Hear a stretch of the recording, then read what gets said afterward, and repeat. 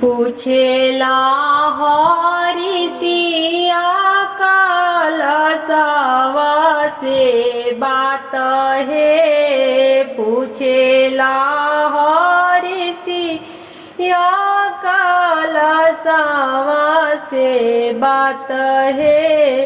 हम रउराए हो कलशा रहबो एक साथ है।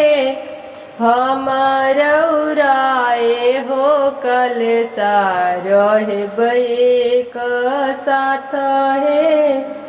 पूछेला हरि सिया पलउआ से बात है। पूछेला हरि सिया पलउआ से बात है।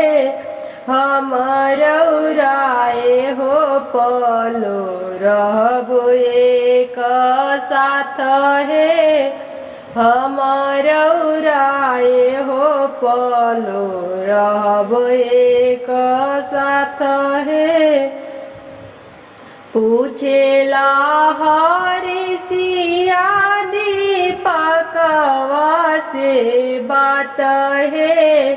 पूछेला दीपकवा कलशवा से बात है। हम रउराए हो कलशा रहबो एक साथ है।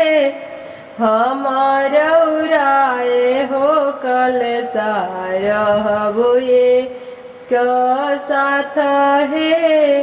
पूछेला कलशवा दीपकवा से बात है।